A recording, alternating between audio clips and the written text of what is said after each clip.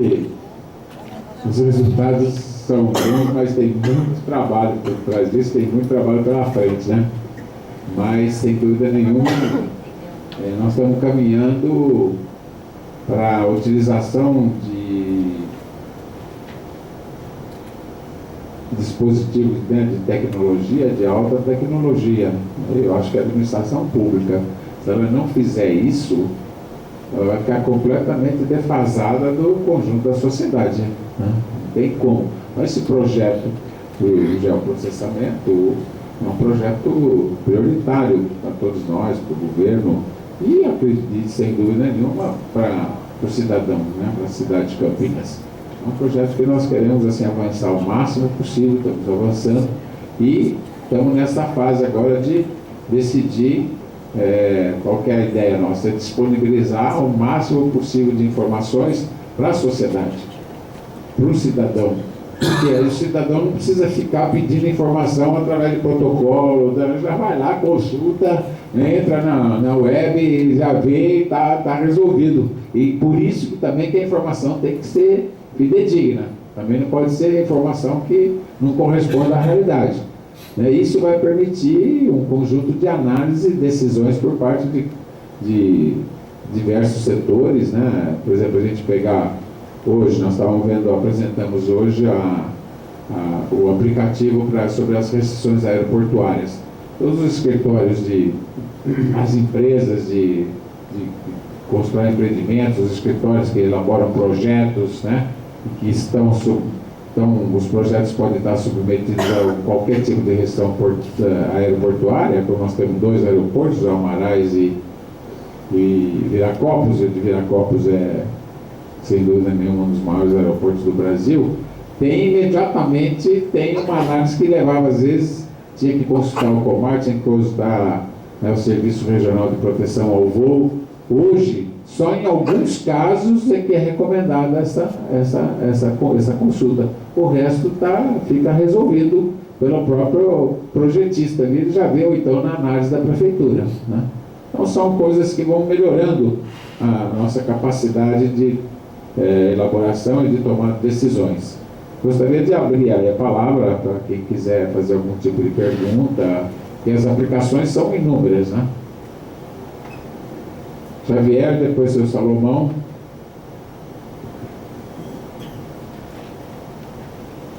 Tereza, depois.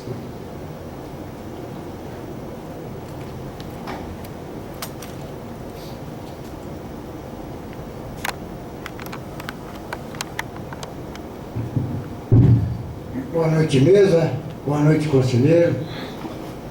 Você já, a maioria me conhece, eu sou Xavier. Moro numa área de ocupação hoje, estamos caminhando para a legalidade.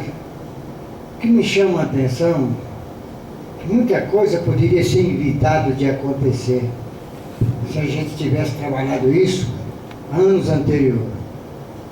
Eu fico aqui pensando comigo, corta o coração de você ver, quando nós falamos em área ambiental, quando nós tínhamos ali entre Osiel e Grebabê uma reserva de mata fechada.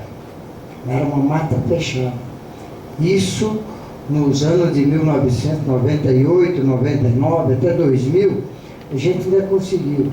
Foram adentrando dentro dessa mata, derrubando árvores até centenária, a enorme cratera, e entrando famílias ali que realmente não tenho nada contra pessoas que vêm de outros estados, mas pessoas de outros estados, através de familiares, que vinham se emigrando e derrubando árvore e construindo seus barracos ali. Eu, por várias vezes, levei isso a conhecimento do verde, do meio ambiente, do pessoal do governo, mas nem aí não teve uma ação enérgica.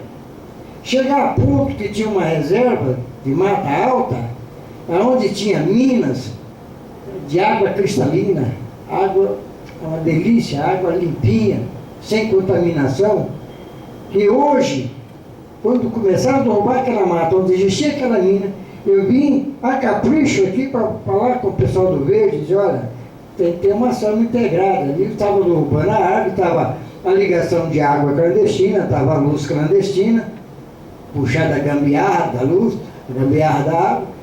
E diz ali, vocês têm que fazer uma ação integrada, CPFL, SANASA, Defesa Civil, COAB, tem que ter uma... Isso não aconteceu, isso na época que eu denunciei tinha umas 20 casas. Hoje, foi derrubado toda aquela mata, tem mais de 600 famílias lá, mais de 600, você vê lá, virou um bairro. Agora eu pergunto, como é que vai ser?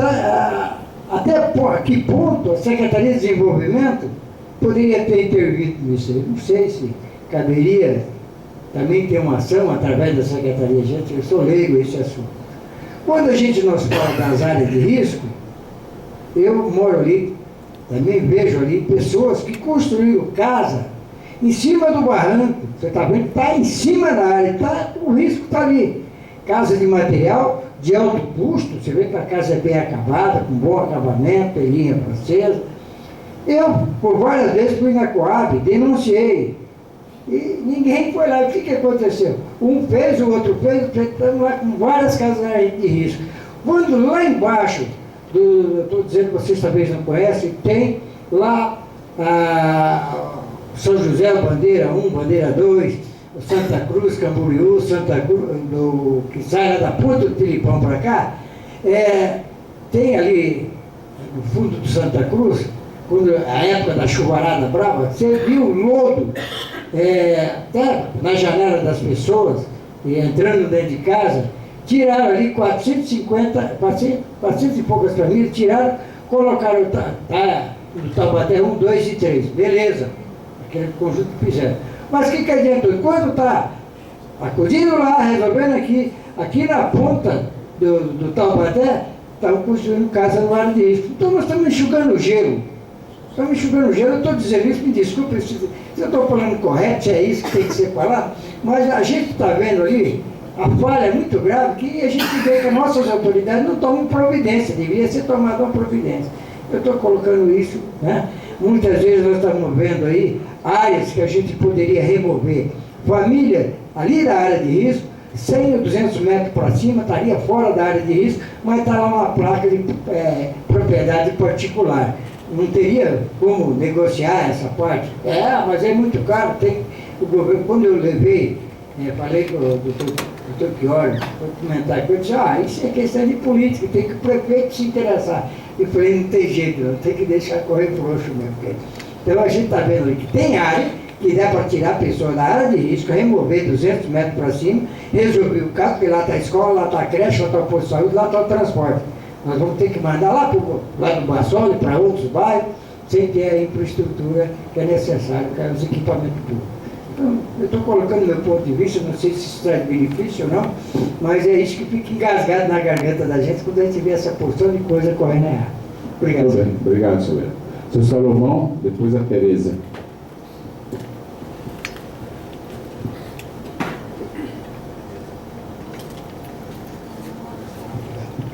Bom, gente, acho que todo mundo já me conhece, sou Salomão. E eu queria saber a cargo de quem que vai ficar a manutenção e a inserção de novos dados nesse sistema. E qual é a garantia de perenidade da execução, da continuidade do sistema.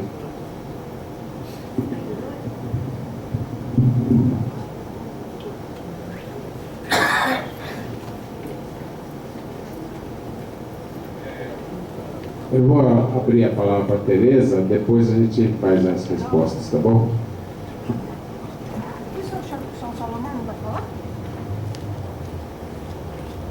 Salomão não vai falar?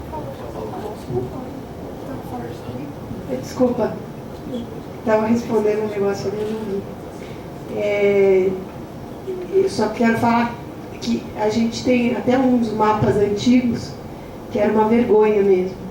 Tem uma apresentação, eu estou falando aqui, essa apresentação que a gente tem gravado, e eu falo do mapa que eu tinha acabado de ver no 18º, que ia colando o condomínio. Onde você quer seu condomínio? Mais para a direita, mais para a esquerda, para cima, para baixo, puf! E o condomínio vazava do mapa, do papel do mapa. Nunca vi um negócio mais maluco que aquilo. Tem a gravação aqui, eu tenho um monte de documento disso. E também eu queria só falar que a gente também está fazendo isso com as árvores do Cambuí. Porque Campinas não tem inventário das árvores. O único bairro que tem é o Cambuí. São 2 inventários. Um de 2007, feito pelo José Hamilton, que hoje em dia é mestre de arborização. E outra, em 2012, feito pelo professor Demóstenes, que é o professor do Zé. E isso tudo agora está indo para o georreferenciamento. A gente também vai abrir para todo mundo, mas está tudo também no começo. E nós vamos fazer várias camadas, porque o nosso assunto é árvore, fiação e calçada. Então nós pretendemos colocar todos os equipamentos públicos, até se você tiver esse material, a gente queria dar uma consultada, porque daí já pode aproveitar. Tá? Obrigada. Obrigado, Tereza. Eu vou assim, Tereza, essa questão de ter as informações e tal, é só você chegar e ver o que é necessário, conversa com o pessoal, faz reunião e tá bom? O pessoal do computador que vai ter. Isso. Eu vou passar aqui para o Rogério para responder a questão que você falou.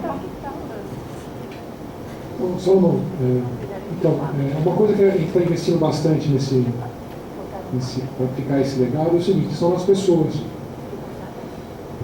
Se a gente contratar uma empresa, colocar um super sistema aqui, e aí troca a administração, o sistema fica, as pessoas não alimentam.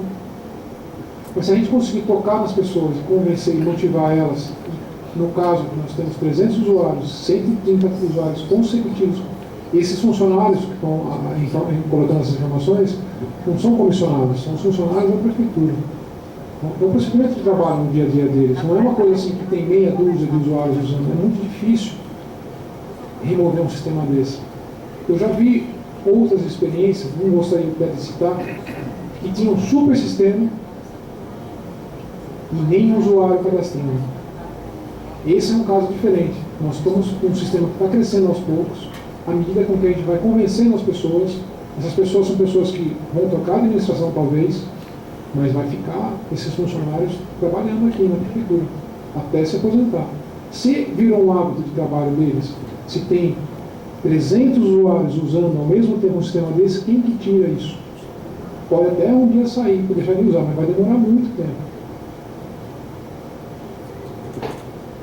Eu acho que esse caminho que nós estamos seguindo, ele é um caminho que ele tem solidez, que ele tem base, né?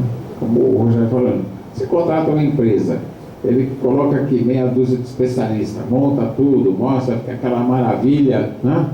Só que quem que realmente assimilou aquele conhecimento?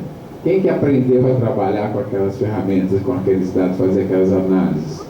Eles vão embora, fica às vezes um ou outro localizado num setor, numa secretaria, a tendência é morrer, é desaparecer, né? Portanto, então, primeiro, essa questão do software livre, eu acho que é muito importante, né?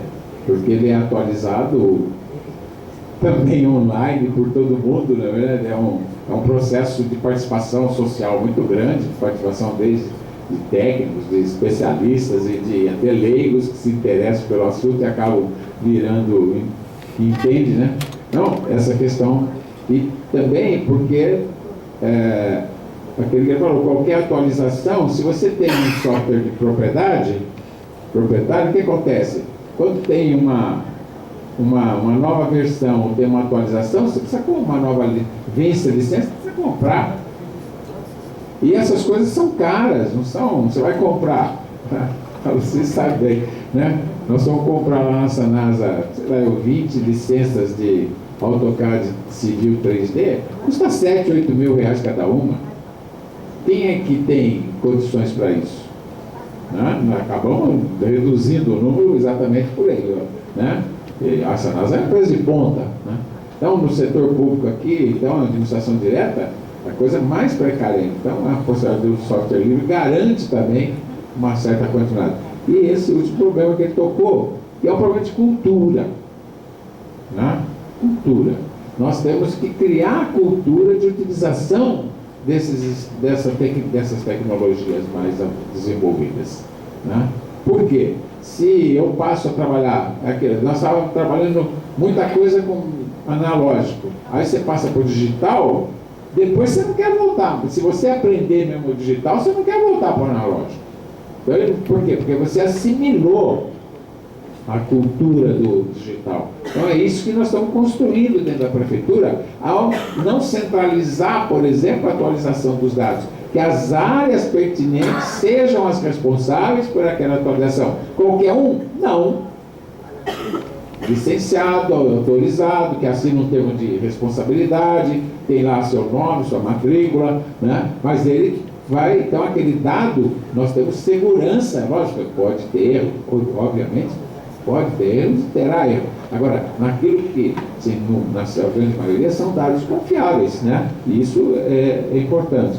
Então, e por último, então essa continuidade é por isso que eu falei que aquela decisão de fazer o levantamento aerofotogramétrico novo foi uma decisão ousada da administração e do prefeito, porque não é qualquer, custou 7 milhões de reais isso. Não é brincadeira. Nós não podemos desperdiçar esse dinheiro. Isso tem que reverter em benefício para a sociedade, né? Em benefício para a administração pública, para o serviço público e para a sociedade, né? Isso, quem paga isso é a sociedade, né? Isso aí, os técnicos têm que ter essa responsabilidade de construir essas coisas. E essa questão que o Xavier levantou, nós, com instrumentos mais poderosos como esse e outros, nós podemos nos anteciparmos às coisas. É isso que é. Por exemplo, essas questões de preservação, desde a preservação, recuperação ambiental, né? E quantas informações nós temos que pode mostrar exatamente aonde a gente precisa intervir para a questão da recuperação ambiental, da preservação ambiental, onde a gente tem que restringir realmente a ocupação e o uso, não é verdade? Por quê? Então nós podemos ter políticas setoriais, políticas específicas, com base em dados, eu vou dizer, com uma análise científica. Então, e com decisão, obviamente, até com legislações novas que possam garantir melhor essas questões ambientais, né? Então, e o poder público não pode se deixar de agir. Essa também é uma outra questão fundamental. O poder público não pode ficar na inércia, não pode ficar na inação, né, deixar as coisas acontecer, né?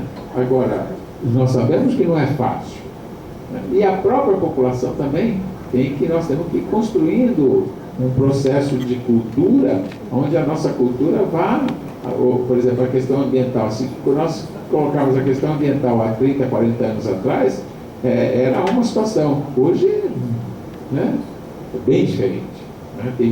A consciência da preservação ambiental cresceu muito, né? Muito mais desenvolvida do que quando era, por exemplo, garoto, né? É uma realidade que mudou. Eu acho que nós temos que ir criando assim uma nova cultura com relação à utilização da natureza, para a nossa relação com a natureza e as questões sociais e ambientais.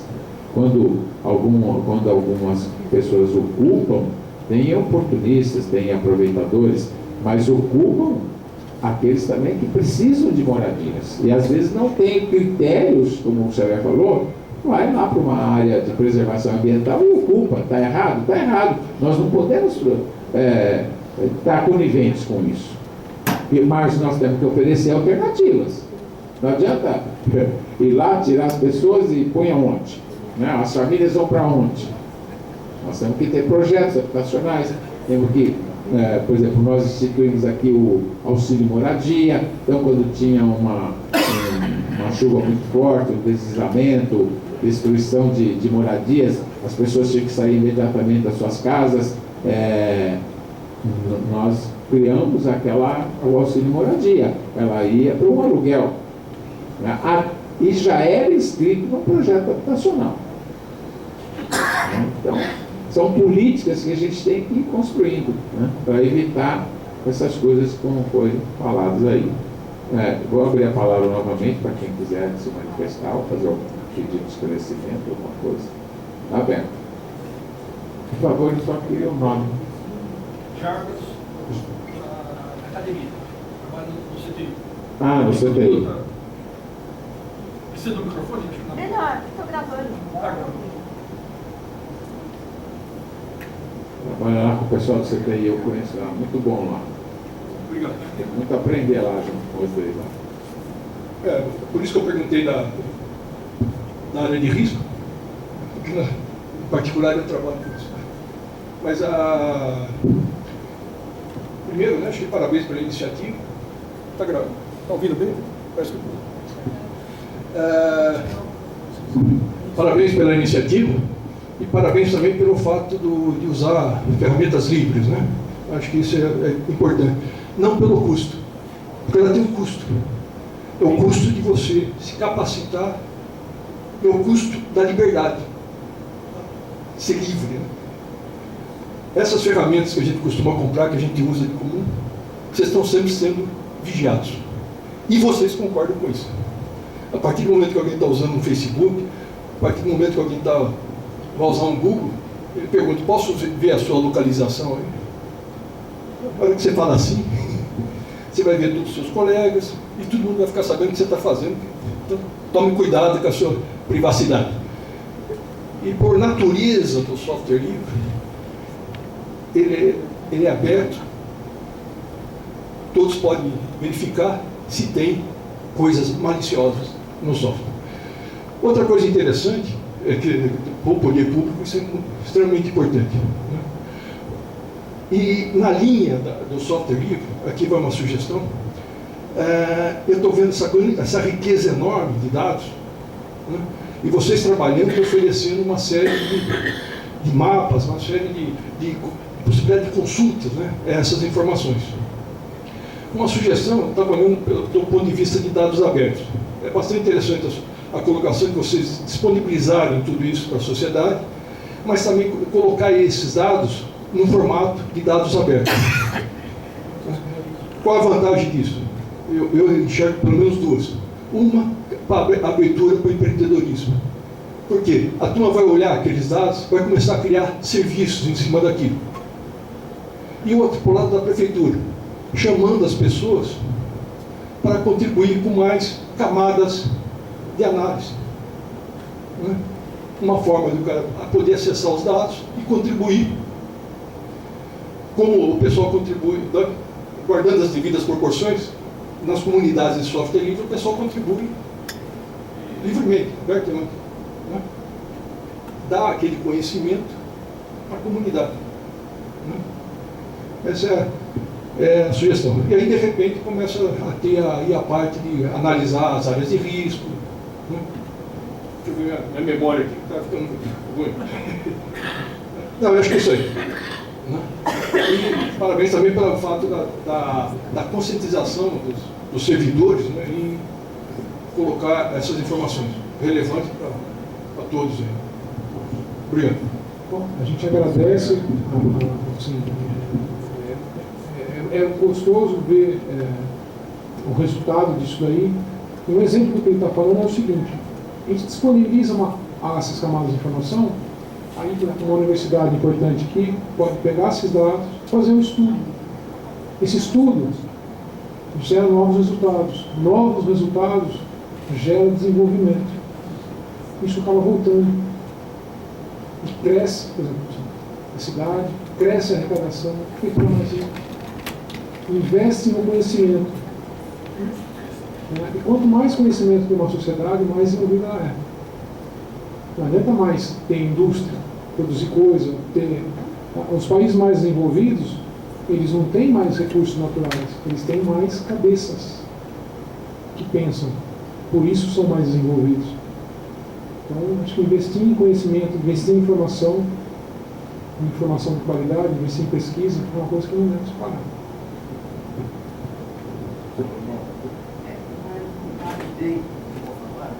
Mas quando surgiu a questão, todo mundo fala em planejamento disso, planejamento daquilo, a constituição de planejamento familiar. Então, quando eu fui diretor da Coab, tinha 40 mil pessoas interessadas em casa. Construiu milhares de casas na cidade. Deve ter uns 40 mil de novo no dia. Então, não vai ter fim. Está sempre aumentando a população e no estado de São Paulo, por exemplo, na década de 40, tinha 40% de áreas verdes, de matas, né? Hoje tem 5, 7%. Porque na proporção do aumento da população, aumentou a destruição do meio ambiente. Então tem que implantar o planejamento familiar, que é previsto, inclusive, na Constituição.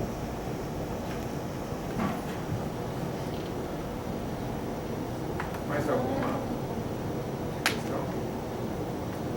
Então, vamos em frente. Tudo bem? Outras oportunidades a gente pode voltar a discutir.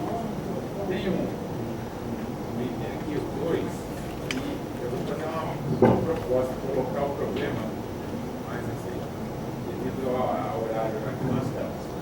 Qual que é a nossa ideia? Qual que é a nossa proposta para esse item aqui? Não é uma proposta acabada, é mais um desafio. Nós estamos iniciando uma nova gestão do Concidade. E o Concidade, se você for olhar a legislação a respeito dos conselhos de modo geral e do Concidade em particular, o Concidade ele tem um papel extremamente importante das suas atribuições. Qual que é a nossa preocupação? Né? Nós temos uma reunião por mês. Muito bem, está ótimo. Agora, como é que é o resultado do nosso trabalho? Né? É isso que é a nossa preocupação central.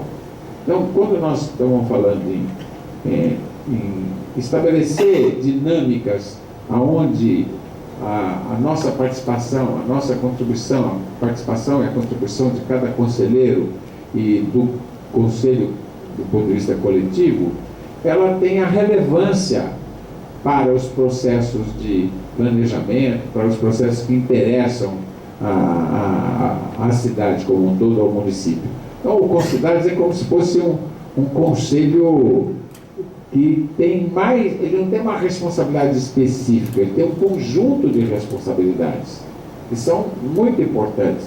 Então, questões como legislação urbanística, como nós estamos aí discutindo o plano diretor, talvez na próxima reunião a gente já possa apresentar como é que está o nosso plano diretor, a questão que nós estamos fazendo a revisão da lei de uso e ocupação do solo, revisões de legislação urbanística, que nossa legislação urbanística é muito anacrônica, antiga, não responde mais às nossas realidades. Como é que o Conselho poderia estar intervindo, participando e contribuindo mais para isso?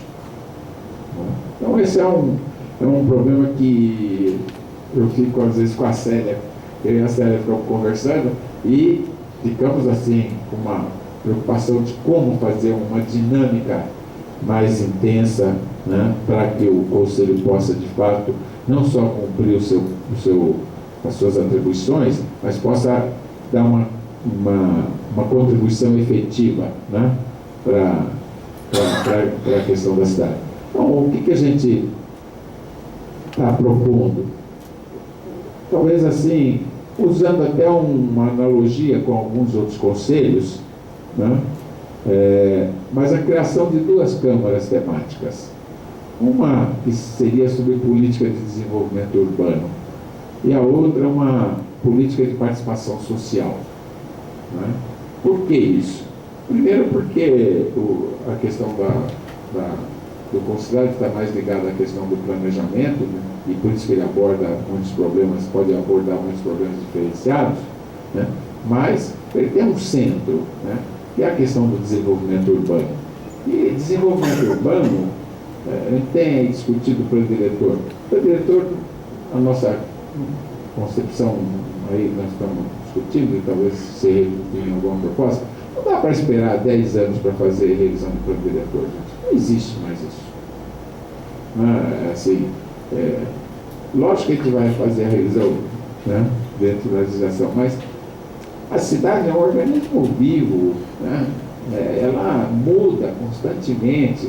Então nós estamos pensando, por exemplo, em fazer um monitoramento, principalmente utilizando esse tipo de ferramenta de banco de dados espacializados e geoprocessamento. Nós estamos pensando em fazer um monitoramento do que acontece, né, das questões centrais que envolvem a questão do planejamento urbano, para fazer uma gestão e para propor alterações na medida em que a gente percebe que essas alterações sejam necessárias, sejam justificadas. Não é ficar mexendo nas coisas por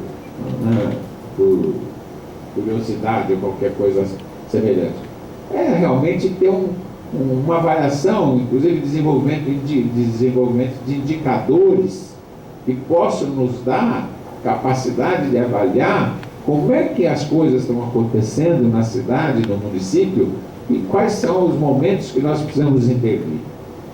Inclusive com atualizações mais pontuais, mais do próprio plano diretor, para que a gente não espere 10 anos para constatar que já devia ter feito coisas há 5, 6, 7, 8 anos antes. Né? Bom, essa é uma preocupação e isso uma Câmara Temática poderia ajudar, lógico, trabalhando junto com a Secretaria, com as áreas técnicas da Secretaria, principalmente a área de planejamento urbano. E outro desafio nosso é esse problema da política de participação social. Né? A gente faz um esforço enorme para que tenha uma participação social mais efetiva, mas o que a gente nota? Que somente os setores mais organizados é que têm uma participação mais efetiva. Né? Sejam eles setores da construção civil, sejam eles setores do movimento sindical, sejam os setores do movimento social, sejam os setores das universidades, né? E a gente faz tudo isso e quando a gente vai avaliar a participação, eu, por exemplo, fico insatisfeito. Né? Então, como é que a gente faz com que uma parcela maior, eu não tenho nenhuma ilusão de que todo mundo vai participar, isso não está no panorama, mas como a gente pode estimular, como metodologias que a gente possa utilizar e que estimule, acrescente e possibilite uma participação maior. Porque quanto maior a participação, se tiver metodologias adequadas, nós podemos chegar a soluções melhores, que contemplem interesses mais amplos e não interesses muito específicos. Então, essa questão, né, uma coisa, por exemplo, que eu penso a respeito disso, é que nós deveríamos estabelecer, por exemplo, fez a revisão de uma lei do plano diretor, fez a revisão da luz, faz esse monitoramento e permanentemente nós estamos discutindo com setores, com uma parcela da sociedade, até para que a sociedade tenha condições de opinar sobre as coisas. Né? Então, eu digo, e esse problema onde eu vejo um dos problemas fundamentais? Porque as pessoas falam, mas o cidadão não tem conhecimento para colaborar. Peraí, tem duas coisas. Ele primeiro tem uma experiência de vida, né, que nós temos que levar em conta. Né? Não é um zero à esquerda. Né? Ele tem uma experiência de vida e ele vive os problemas do dia a dia, que é outro dado extremamente importante. Né? Ele pode não compreender, não conseguir elaborar os problemas, mas ele sabe dos problemas. E o terceiro elemento é a informação. Se eu não tenho informação, eu não consigo. A minha capacidade de debate, de elaboração é muito menor. Óbvio. Né? Se a gente não tem conhecimento de um conjunto de dados, fica mais difícil eu propor alguma coisa. Então, esse problema da participação popular é um desafio também. Está lá na Constituição, está no Estatuto da Cidade, está na nossa cabeça, está na nossa preocupação, mas os avanços são muito pequenos. Nós não temos ainda metodologias mais comprovadas de participação social. Então, uma Câmara Temática com esse objetivo seria benéfico, acho, para para a dinâmica do conselho. Né? Isso vai exigir nós trabalharmos, vai exigir a gente se preocupar, a gente elaborar. Nós podemos chamar pessoas que têm mais experiência, que podem usar, e a gente estabelecer certas normas, certas regras, para que a gente, não só o conselho cumpra esse papel, mas também estimule a sociedade a participar. Então, não quero resolver esse problema hoje, que acho que não dá, mas a gente poderia agendar isso para a gente trazer propostas e o conselho avaliar, se aprovado, a gente colocar em prática. Beleza. Não, só para falar que eu tenho pessoa para trazer, se precisar. Ótimo. Ajudar. Ótimo. Nós temos gente que ajuda. Tudo bem. Então, Tereza, antes da outra reunião, você já nos procura para a gente, já nesse intervalo. Tá bom. Eu sei que nós estamos até aqui de coisa, mas são coisas necessárias a gente pensar, não tem jeito. Né? E não adianta ficar adiando também. E nós temos instrumentos hoje que podem possibilitar esse estímulo, por exemplo, a questão da informação. Tá? Isso daqui pode ser acessado através da web. Né? Hoje tem muita gente que tem acesso à internet. Muita gente. Tá bom? Mas, então, se alguém quiser fazer mais alguma sugestão, eu procuro que na próxima reunião a gente processe algumas coisas. Agora, antes disso, a gente tem que refletir, pensar e para a gente propor alguma coisa mais significativa na próxima reunião. A gente só colocou o problema, a preocupação. Eu tenho que encontrar a solução, as soluções. Tá bom? E se tem alguém para fazer alguma colocação. Realmente, a competência do conselho é muito grande. Nós temos que cumprir isso do conselho, não ficar restringido internamente, expandido. E, de outro lado, você terminou a reunião, cada um vai para sua casa. Acabou. Tem continuidade aquilo que é proposto, que é discutido. Então, tem que ter um lugar que a gente possa reunir além das reuniões, tá? E traçar diretrizes, uma série de atividades que não pode ficar restrita à reunião. Isso. A criação da Câmara Temática é exatamente nesse sentido. Né? Nós temos, por exemplo, a Sala Milton Santos, tem espaços, né? Mesmo fora da prefeitura, podemos conseguir espaços que a Câmara poderia, colocado alguns problemas, a Câmara poderia se reunir para debater e tal, e apresentar as suas propostas. Né? Então a ideia da Câmara Temática é exatamente que a gente não se limite às reuniões mensais do Conselho. Tá bom? Bom, se não tem mais nada a acrescentar, agradeço mais uma vez a presença de todos e vamos trabalhar para que a gente realmente possa cumprir os nossos, não só as nossas responsabilidades, mas também os nossos objetivos. E antes mesmo da próxima reunião, aqueles que tiverem assim, sugestões, encaminhem ou pessoalmente, ou através de e-mail, para a Célia, e a gente já vai trabalhando também algumas ideias para trazer para a próxima reunião. Tá bom? Muito obrigado, boa noite a todos aí, até mais.